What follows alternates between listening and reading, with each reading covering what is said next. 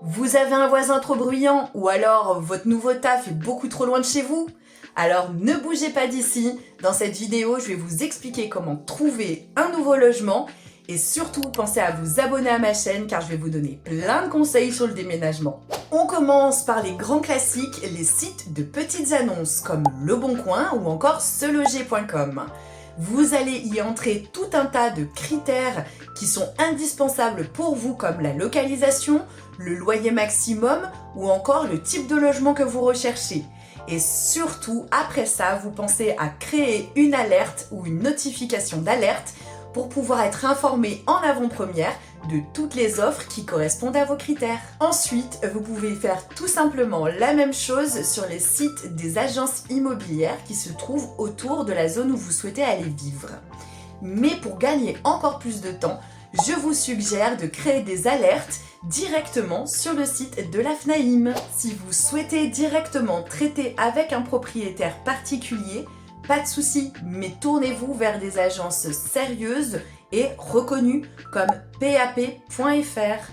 Attention, aujourd'hui il existe de nombreux vendeurs de listes qui sont peu scrupuleux. Bon, je le confesse, j'étais jeune et très naïve et j'ai fait appel à ces fameux vendeurs de listes, mais j'ai eu beaucoup de peau en fait, je crois, parce que j'ai pu visiter 3 logements dans les 24 heures et j'ai pu signer un bail très rapidement après. Par contre, quand ce que j'ai fait est arrivé aux oreilles de ma cousine qui était agent immobilier à l'époque, je peux vous dire que j'ai passé un sale quart d'heure. Je vous invite aussi à être attentif aux tentatives d'escroquerie, parce que oui, il y en a plein qui se cachent derrière des petites annonces, et généralement c'est pour tenter d'usurper votre identité.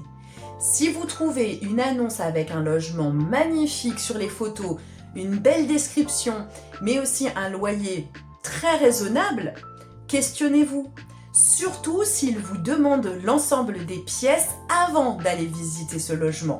Dans ce cas, je vous conseille de répondre que vous disposez de l'ensemble des documents qu'il vous a demandé et que vous lui remettrez en fin de visite si toutefois le logement vous convient. Solution pour protéger vos documents, qu'ils soient numériques ou papier, c'est d'apposer dessus ce qu'on appelle un filigrane. Et pour ça, le gouvernement a mis en place un outil qui s'appelle tout simplement Filigrane Facile. Une nouvelle tendance est en train d'émerger également sur les réseaux sociaux, c'est de faire ces petites annonces en format vidéo.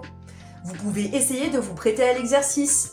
Moi, j'ai jamais testé, donc j'ai pas de recul sur le sujet. Par contre, je sais que ça marche pour les étudiants. Dites-moi si vous faites comme moi et que vous aimez bien vous balader sur les annonces immobilières juste pour baver. Et ça a commencé très jeune. J'adorais regarder les annonces des châteaux sur les magazines de vente immobilière. Et surtout, pensez à vous abonner à ma page pour suivre tous mes conseils sur le déménagement. Et pensez à partager et liker cette vidéo pour qu'elle soit utile au plus grand nombre.